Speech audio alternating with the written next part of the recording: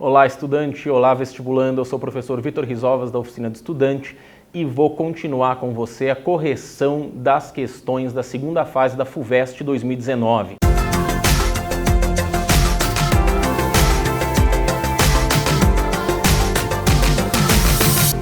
Essa questão de número 2 é uma questão muito interessante porque ela traz a junção de dois elementos que muitas vezes estão separados. O elemento Padre Vieira e o elemento Brasil holandês, né? Ele vai abordar essas duas temáticas que frequentemente são abordadas de maneira isolada no Brasil, né? No ensino no Brasil. Então, vamos dar uma olhada no texto, né? Ocorre aqui ao pensamento que não é lícito sair a língua e não falta quem discorra tacitamente que a acusa desta diferença tão notável foi a mudança da monarquia. Não havia de ser assim, dizem, se vivera um Dom Manuel, um Dom João III, ou a fatalidade de um Sebastião não sepultara com ele os reis portugueses. Bom, é interessante que ele está sugerindo aqui Dom Sebastião, que não devia ser assim. Que texto será que é esse? Que período será que é esse? Não hei de pregar hoje ao povo, não hei de falar aos homens, mais alto hão de sair as minhas palavras ou as minhas vozes. A vosso peito divino se há de dirigir todo o sermão. Quero eu, Senhor, converter-vos a vós. Olha que interessante, né? O direcionamento que ele está dando. Em geral, um padre, quando vai redigir um sermão ou quando vai emitir um sermão, ele vai falar o sermão dele, ele está falando com a comunidade, mas aqui ele está dizendo o seguinte: olha, não estou falando com a comunidade, eu estou falando com Deus diretamente. Mas, pois vós, Senhor, o que quereis e ordenais assim, fazei o que fordes servido. Entregai aos holandeses o Brasil, entregai-lhes os índios, entregai-lhes as Espanhas, que não são menos perigosas as consequências do Brasil perdido, entregai-lhes quando temas possuímos e tal. Então ele está dizendo que tem alguma insatisfação aqui. Qual que é a insatisfação? Ele abre o sermão com uma e ele encerra com esse último parágrafo aqui nesse excerto com uma outra insatisfação que ele tem. Tem dois desabafos aí do Padre Antônio Vieira. Vamos ver quais são. O Padre Antônio Vieira foi considerado um dos mais ilustres luso-brasileiros do século XVII. Acerca desse sermão, escrito em 1640, ao final da chamada União Ibérica, responda ao que se pede. Veja que a FUVEST, assim como o Unicamp, assim como o Enem, não estão muito afim de pegadinha com data, com não sei o quê. Ele falou, olha, foi o padre Antônio Vieira que escreveu em 1640, que era a época da União Ibérica. Ponto, entregou, tá aí tudo que você precisa saber. Né? Agora vamos lá aos itens, o que ele pede. Letra A. Caracterize-o do ponto de vista do seu estilo literário, né? Qual que é o estilo literário do Padre Antônio Vieira? 2, né? Ou letra B, identifique o contexto da história de Portugal no qual o sermão foi composto. E C, explique a situação da América Portuguesa, tal como mencionada no texto, né? Muito bem. Então, vamos lá. Primeiro, caracterize do ponto de vista literário. Eu montei aqui um pequeno resumo para você dar uma olhada, alguns itens, claro que para ser uma aula completa a gente tem no canal a aula Brasil Holandês, dá uma olhada na aula completa depois, mas aqui para a gente responder essa questão vamos dar uma olhada só nesses tópicos. Padre Antônio Vieira, um padre jesuíta, ou seja, ele veio para o Brasil com a Companhia de Jesus com a função de catequizar, evangelizar, né? Não só os índios, mas também manter os colonos portugueses, né, e os filhos de portugueses, os descendentes europeus, também mantê-los no catolicismo, que era uma tarefa bastante difícil para aquele momento.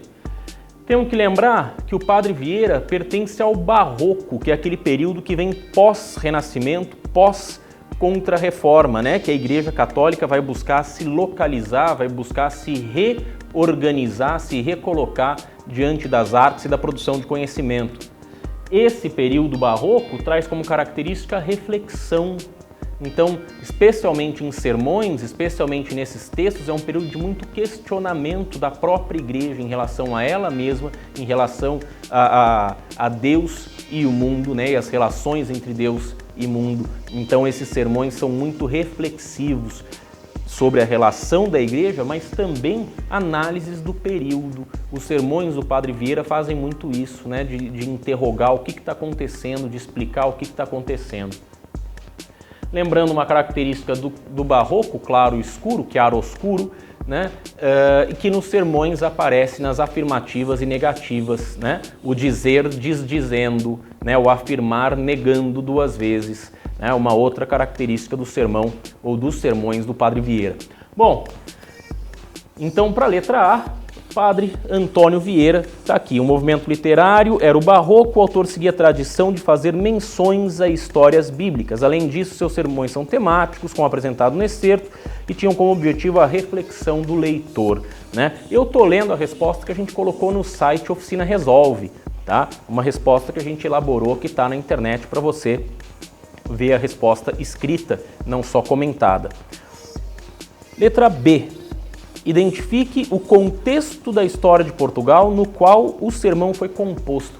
Aqui ele está, né? Eu disse a vocês que ele tinha duas lamentações nesse excerto que foi transcrito aqui na prova. As duas lamentações, essa é uma delas, a situação de Portugal.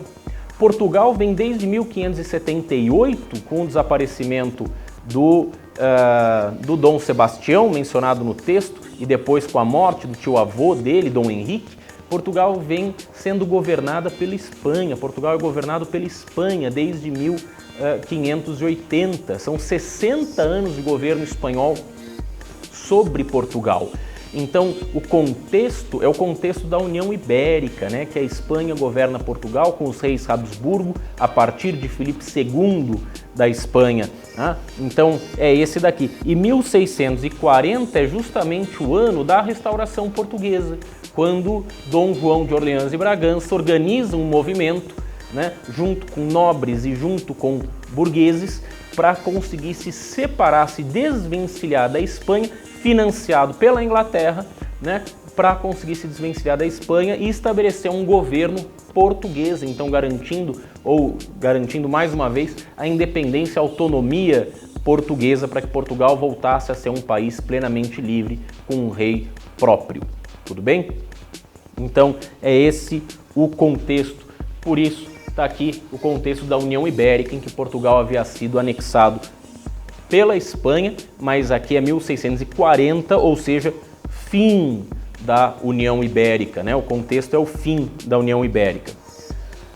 Letra C, explica a situação da América Portuguesa tal como mencionada no texto. Bom, qual que é a questão no texto? É a segunda queixa do Padre Antônio Vieira nesse excerto.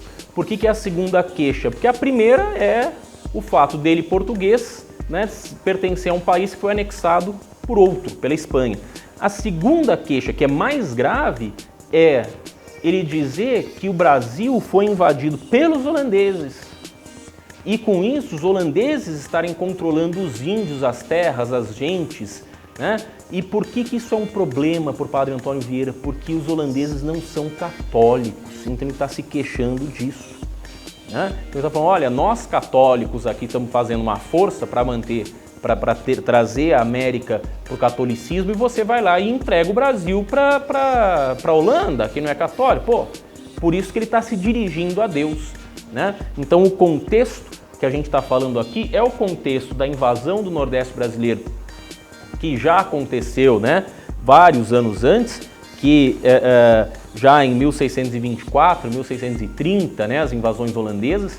Então essa invasão, né, ou essas invasões holandesas, uma não deu certo, a outra deu certo, que teria se apropriado de um pedaço do Brasil, que a gente chama de Brasil holandês, e ali tem liberdade religiosa, tem a presença dos mercadores judeus, tem a presença dos batavos, de protestantes, né?